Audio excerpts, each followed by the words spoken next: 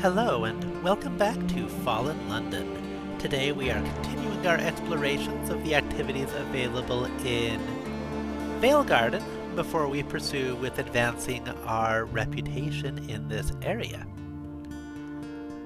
First, while I had taken a couple of days break from recording, I was still occasionally logging in and gathering resources as I do. But a few more interesting opportunity cards kept up, so I kept them saved for you all. So first off, we have Surface Ties the Admirer. One of your admirers, whose love you didn't return, has followed you down to the Neath and found you. Our options are to exploit them.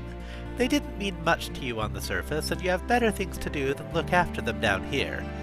Best you get something out of them and move on, or let them down gently.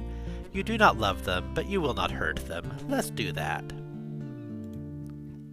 It hurts, but it is done. There are tears, there are harsh words spoken in moments of passion. There is very nearly a regrettable scene, but you have let them know that you do not return their love. You bid a farewell that borders on the fond, and do not expect to see them again. Revenge for the urchins. You found out who ordered the urchins to be attacked. It is time to pay a visit. Out of the shadows. The gang boss awaits, fat on the profits of villainy. Pretty low chance here, but hopefully it'll go well. We succeeded. Just a middleman. You surprise the gang boss at his dinner, and swiftly deal with his two bodyguards. After a considerable pummeling, the man buys a little mercy with information. He had the urchins attacked on behalf of another. Apparently, they stole a handkerchief from the mistress of a high society gentleman, the baronet. You leave the gang boss coughing up blood. The baronet will not be easy to approach. He is constantly guarded and rarely seen. Patience is in order.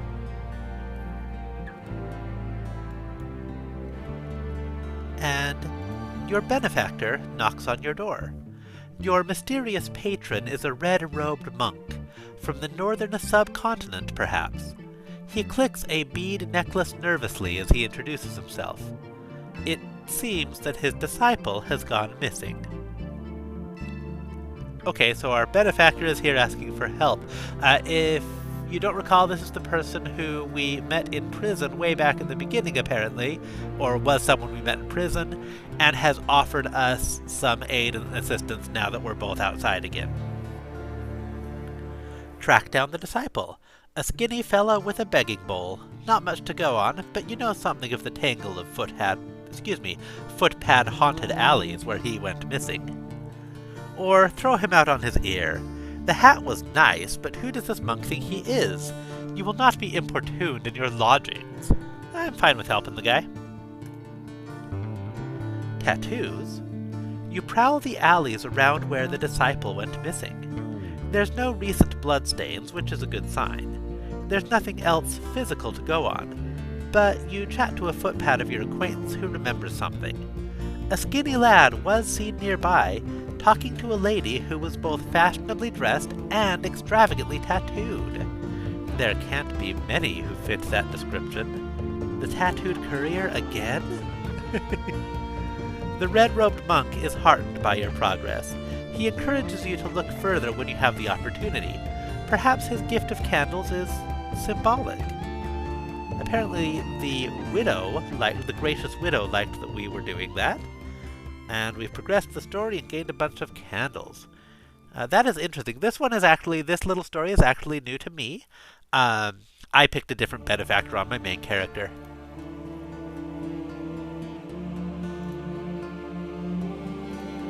Alleys of London the criminals will provide an alibi. The secrets of rats. A human gunsmith seeks a discreet agent to learn the secrets of his Ratus Faber competitor. How do they do that? Rat gunsmiths are renowned, so much so that a human gunsmith has given up trying to compete fairly. He wants you to discover the tricks of their trade. So that's to spy on the rats, I guess. Or the other option is figure it out yourself, but that would require us to have a weapon to experiment on, which we don't. Tiny secrets and honey. You're hardly going to pass for a rat, but you manage to strike up a relationship with a poor student of smithing among rat kind, who has a fondness of prisoner's honey. A few tiny drops of the precious liquid, and the rat squeals. He is not an advanced student and doesn't know too much, but your client is pleased with the scraps of new knowledge. He rewards you with infernal brass from his workshop. An unsolved riddle. On a hunch, you pick up a battered journal claiming to belong to an exiled Russian princess for a bargain price at an auction. Its contents are in cipher. There might be valuable secrets in here. When we did this before, I think we just did the basic one, but we're now good enough to easily do the more advanced one. What? There are 2 ciphers? This is a remarkably subtle text. Or you're seeing patterns where there are none. Cracked it. You've broken the code, for all the good it does you. What in God's name is a snuffer? And why would it pretend to be a clergyman? Huh. That is a good question. Surface ties, done with the surface. Now that we have done with our surface tie story in each category, we can now have a final conclusion. Your last connections to the surface world are gone. And this is kind of choosing our view on it. A home a long way down. You are now a true, proud citizen of the Neath. You have chosen the eerie beauty of stone and corpse light and black water over the gaudy world above. Or, what's done is done. The Neath will never really be your home, but you're here now for good or ill. Or someday you'll return to the surface. The Neath! A hole in the ground with a grand name. Fallen London, the wretched corpse of the Queen of Cities. Dear God, you missed the sun. You'll go back one day. Or, yes, whatever. Surface then, Neath now. Honestly, who cares? There's honey here, isn't there? Silk, velvet, delicious people. Send hirelings to the cellar. I will have more wine. I like that one. A wonderful life. You'll enjoy the best the Neath has to offer or die trying, as often as may be necessary. That gained us a chunk of hedonist. I'm not remotely surprised. We are now free of surface ties. We gained another extra chance and various loot.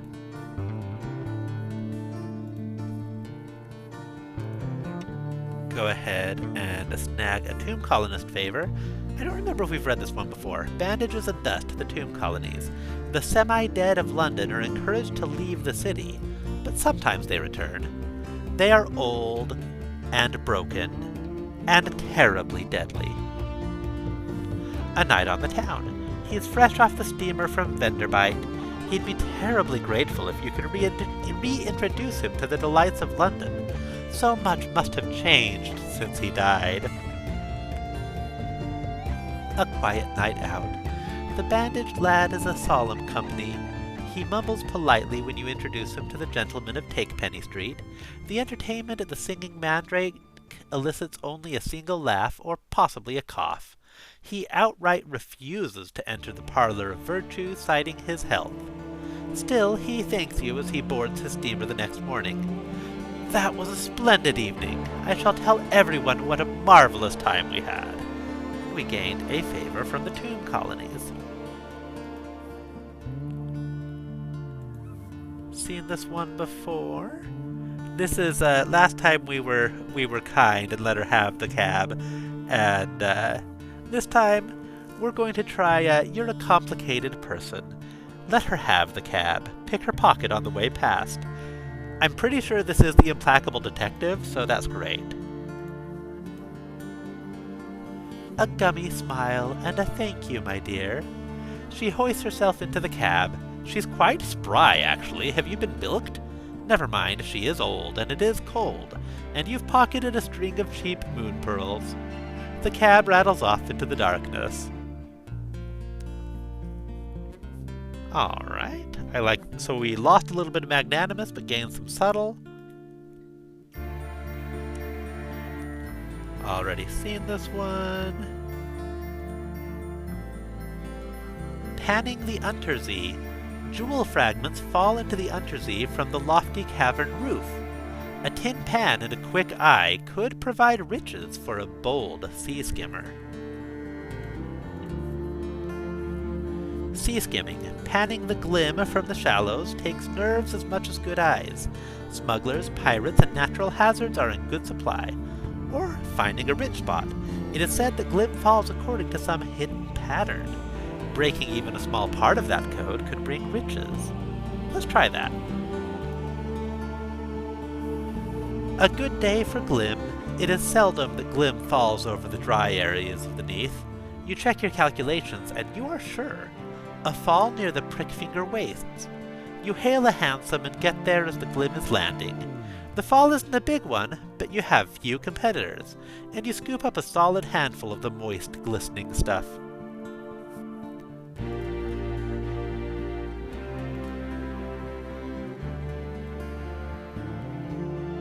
Mixing with the toffs.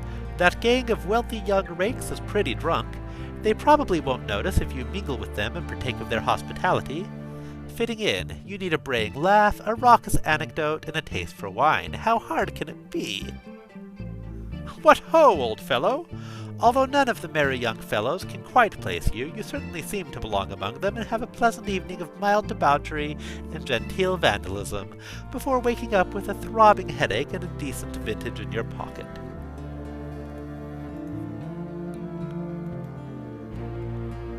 As silent as the grave? Heart's Cross Cemetery is a strange place. There's not many graveyards whose population shifts so rapidly in both directions, after all. You often take pleasure in wandering its lonely, winding paths, with one eye open for possible hiding places. Death can make people a little careless of their possessions.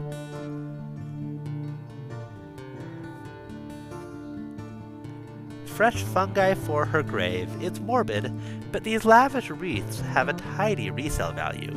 Can you reach that particularly gorgeous one up there? Careful, that obelisk looks a bit slippery in this fog. These ones we can't even try until we have higher shadowy. Ouch! Iron railings, sharp ones! At least you have learned to be less blasé about the risks of impalement. Okay, we're done with our opportunity deck. Time to get started with our actual business here in Veilgarden. By which I imagine we mostly mean trying prisoners' honey, various wines, and seducing everyone in sight. In fact, I don't know if this is something I started and didn't finish between videos, or what, but we have the process of seducing the struggling artist model almost completed. Time to get a little closer. We have the option of drop hints and wait to be invited back to her rooms. It's damnably difficult to get her on her own. Or turn up shivering and desperate at her rooms one night, bang on her door and beg shelter. You have an elaborate story ready involving theft, eviction, and persecution by mysterious strangers. If she lets you stay over, you're certain you have her. Don't do this shit, y'all. Just don't. She's bought it. You benefit from hot food, coffee, consolation, and, after a suitable interval, the pleasure of her company. Somewhere along the way, you find time for some remarkably enlightening conversations. When she nips out to buy fried morels, you also find the opportunity to go through her correspondence. We now have the accomplishment and admirer of beauty. Gained some stuff. Continue your affair with the struggling artist model. So you've taken the first steps in developing your relationship with this delightful and intelligent young lady. Will you continue to pursue her? Our options are, yes, there's more to be gained. You can't possibly have heard even half the secret she knows. Or, yes, you're falling for her. You may have begun this out of self-interest, but her wit and character won you over. Or, no, you have grown tired of this dalliance. You have better things to be doing than pursuing this rather tiresome affair. Well, we've got to see what's beyond this gate. purer motivation. She is becoming well known. People first fell in love with her face when they saw her cousins' paintings. These cousins painted her in meadows, ethereal in white gowns with gold in her hair. They painted her as tragic heroines, beautiful in cobalt, with the last drops of poison still red on her lips. And now, everyone is falling in love with her words, too. Her poems are featured regularly in the magazine formerly known as the London Magazine. She writes of worlds that can only be visited in honey dreams, mirror lakes and wild funereal flowers, twilit fairy dances, and poisoned ruby apples. She is entrancing. Just being near her is intoxicating. You couldn't help but pursue her no matter what. Convince the struggling artist model of your love. The lady is becoming a quiet sensation in bohemian circles, and people compete for the honor of confiding of her. How can you convince her that you love her for herself? We should go in our nice clothes, because that's definitely how to come off as sincere. Try to impress her. The lady likes beautiful things, certainly, but her real passion is wordplay. Write her a love letter. Such a way with words. You pour your heart out onto paper, lilac-scented paper. The purity of your feelings must shine through, for the lady responds with beautiful poetry of her own composition. Things are going well. She is rather preoccupied with death, but that's surely romantic. New opportunity card popped up. A stranded urchin. High above the cobbles lies the Flit, a rooftop kingdom ruled by the city's thieves. An urchin girl has been cast out. The price of her return is a painting. What? She says, picking her nose. You think we don't appreciate art up there? A painting? She shall have a painting! Create a work of staggering brilliance. Absolutely. The other option is see what you can scrounge up. You can't move for hopeful artists in this city. There's bound to be something suitable lying about. Now let's make our own. Fetch brushes, canvas, and coffee, lots of coffee. Paint sprays, brushes fray and snap. 3 times you tear the canvas and start over. Before the night is done, you have created a masterpiece. Along the way, you've discovered some new perspective tricks and invented a radical stippling technique that is undoubtedly illegal. It's almost a shame to see a work like this wasted on the untutored eyes of thieves and grubby urchins. Still, a promise is a promise. The girl takes it happily. Apparently, she likes the red bits. The powers of the Flit above, admitting her into the high places once more. Excuse me, the powers of the Flit approve admitting her into the high places once more. Over the next week, she repays you in tidbits of information overheard on the rooftops. Excellent. Okay. And end your affair with the struggling artist model. What's this? The inconstant minx has been stealing secrets from you. Whatever possessed you to become involved with her? It is time to move on. Well, our options are get your own back. The lady is a talented and respected poet. You could cause considerable damage to her reputation if you let certain information slip. Or just let her go. Perhaps you don't want to make an enemy of such a respected lady. Perhaps you cannot bear to hurt her, even now. Either way, a dignified letter's the best way to do this. Sure, let's go for that. The moral high ground. You preserved your dignity. You sent a short, dispassionate note to the lady, wishing her all the best in her future career. Now you allow yourself to be seen in public, pale but composed. Ignorance of the whole story does not make people gossip less, unfortunately, but some of them offer you consolatory secrets to try to cheer you up. Alright, I feel like we were definitely taking advantage of her first, so now we're even. Let's just leave it be. Okay. We have Publish Your Experiences with Prisoner's Honey. The magazine, formerly known as the London's Magazine, may be interested in publishing some of the journals you've written about your experiences with Prisoner's Honey. let's do it. This will be a good way to practice our writing while we get ready for the progression of making our name. Except, your work deserves a wider audience after all. Now to find sufficiently colorful material. Back to the honey den!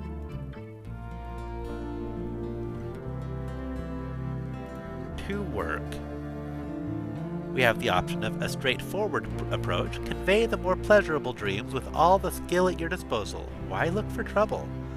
Or, this might be faster, look for the more dangerous dreams. There's a small chance you'll be eaten by nightmares, of course, but it'll make for good material. Well, let's try the straightforward approach first. There are worse ways to earn a living. Hours in perfumed pleasure gardens, and you're being paid for this?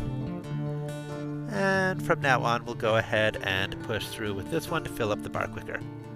That'll keep you going. The horrors you've seen turn a single hair white, but you pluck it out and continue.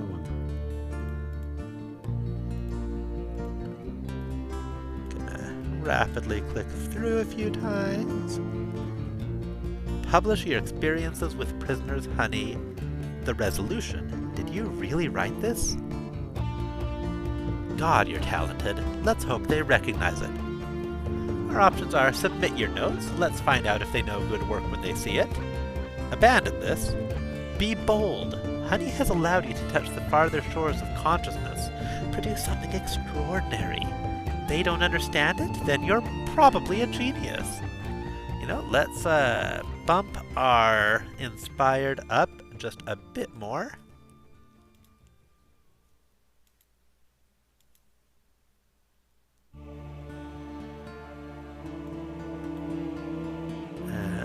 Try to publish boldly.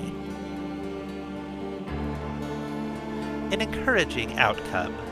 You can't read the editor's face. Is he impressed? Confused? Is that the beginning of a yawn? Is he trying to hide a smile? In any case, you are paid, and paid well, although the payment is in whatever the magazine happens to have spare at the moment, which can be peculiar. Alright, so that's going to get us subtlety, persuasive, and a bundle of oddities. We got something troublesome. Compromising documents. What a history of wickedness is here. This might not make you rich, but it will be a diverting afternoon's readings. The troubles of the rich lave the souls of the unrich. Okay.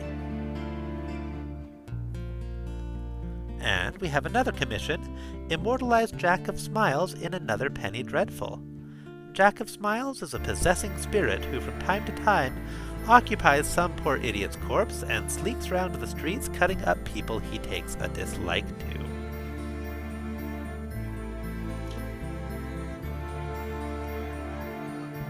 Eventually, some public-spirited citizen always catches him and puts him down.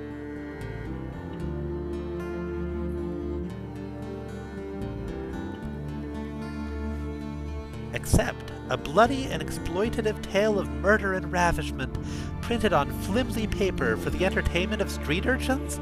Just your thing. Okay. Accepted payment if it's finished, if it meets the standard required. 1 murder every 4 pages is required. Okay. You'll need to find suitably blood-curdling material. A straightforward approach. Invent detail. Be damned if you can't think of something as revolting as anything some strutting corpse stealer can manage. Oh, that's a nasty one. Actually, you feel quite ill reading that back. Marvelous! And this might be faster. Uncover new material. Visit the offices of the Fifth Times to read back issues. Talk to eyewitnesses. How many pieces? You squeeze in as many of the miserable and grisly details as you can.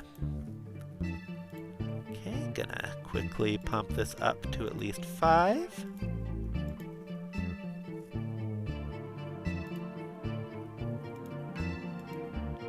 There we go. Put it up to 6 because I figure it's probably going to have the harder option just like before. Not going to spend the action on that right now. I can do that later. Immortalize Jack of Smiles in another Penny Dreadful the Resolution. Turn in a piece of thorough and satisfying trash. This will entertain a considerable number of small boys. Or, they asked for it. They want blood? Give them blood. Turn in a piece so savage, so terrifying, so gruesome and detailed that it may be banned before it ever gets off the presses. I think we need to push it up a bit more before we try that. Let's at least get to a coin flip, you know?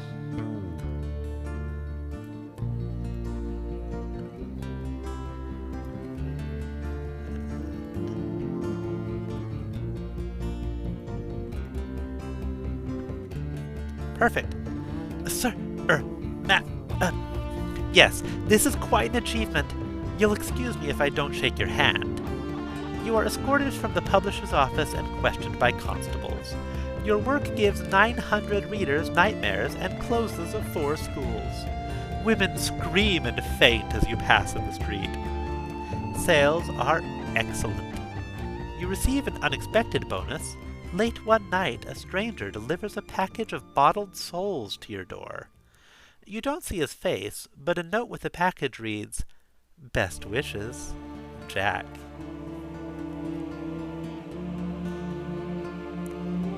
Okay, so we have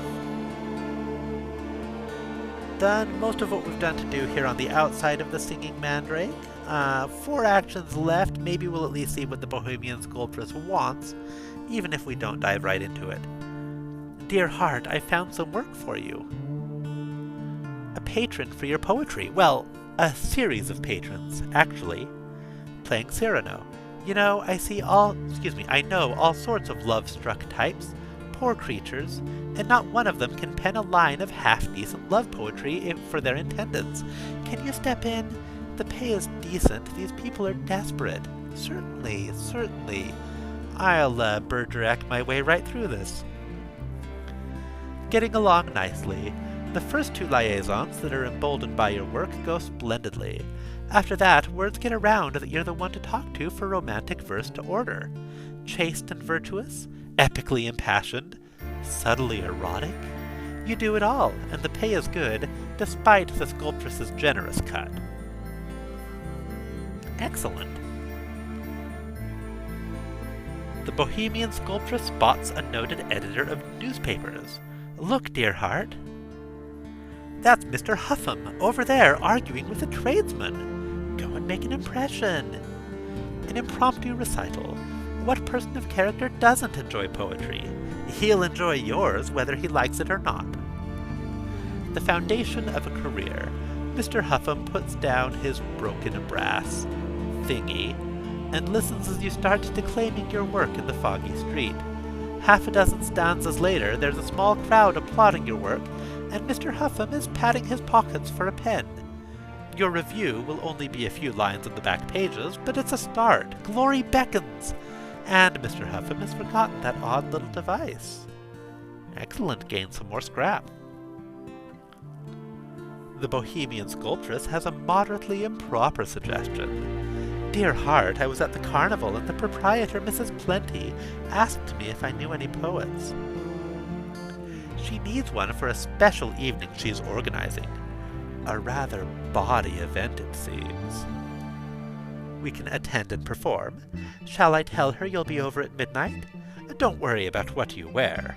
Or, not that sort of poet. Your art is not to be sullied for the entertainment of the depraved. You must refuse her. Well, that's not us. We're definitely going to attend and perform. Midnight diversions. Mrs. Plenty bustles over to you as you approach the tent. Oh, it's you, is it? Been hearing about you from me Veilgarden customers. Right you are. Well, get in that smoke-filled tent and do your poeting. We likes it lyrical and languorous around here, so we does. And when things get a bit frisky later, you can run off or join us as you likes. Now hop to it. Excellent. And finally, the Bohemian Sculptress has a question. Well, dear heart, you're making quite the name for yourself as a poet. But do tell me, why? Why did you take up the poet's pen? For the art. The poetry itself is the important thing, whether nocturnal, bizarre, and celestial, or something entirely new. Or for the money. Few can make a decent living as a poet, but for you, it's a means to wealth and privilege. For the fame. They'll still be discussing your work when you are dust. Or for a life of bohemian scandal and indulgence.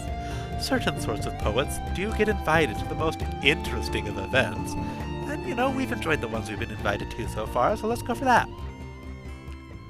Artists enjoy a certain freedom. Well, aren't you the dark horse?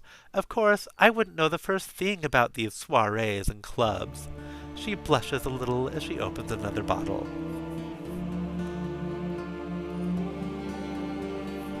And that is it for today. We finished the story with the struggling artist's model, and we explored a couple of books. Next time, before we go forward, I should say we wrote a couple of articles and short stories, I guess. But for the next time, we have a couple of things to do before we go on to write our reputation book. That is, we can also go and see the story with seducing the struggling artist instead of the artist's model, so we'll be doing that. And also, if we go back to Veilgarden proper, there is a relationship we can pursue with a charming young jewel thief. That one I also want to get out of the way too. I noticed that this story gets locked out once we advance making our name, so we'll want to get those two done first. I'm not sure if after that we will still have the actions available for continuing to make our name, so we might spend another episode in Veilgarden after. So that's it for today. We'll return to our lodgings. And before we tuck in for the night, I do want to go ahead and read a few notes if we can find some that we haven't read yet. What does this mean? Residents have been known to say "since the fall" to mean not the biblical fall, but the descent of London. Well enough, but what do they mean by "since the bazaar was between stars"? What is the Ring of Roses? The second of Fiduci's illegal fighting rings is the Ring of Roses. The loser is the first to make a sound. A chuckle or a cheer counts just as much as a grunt of pain or effort. Snow in the Neath. How is it that snow falls in the Neath? It doesn't taste exactly like frozen water. Whey, perhaps. Or saltier. Tears? Is the sea leaking from the world above? Okay, well that is that. Thank you once again for joining me in this wonderful, crazy world, and we will see you next time.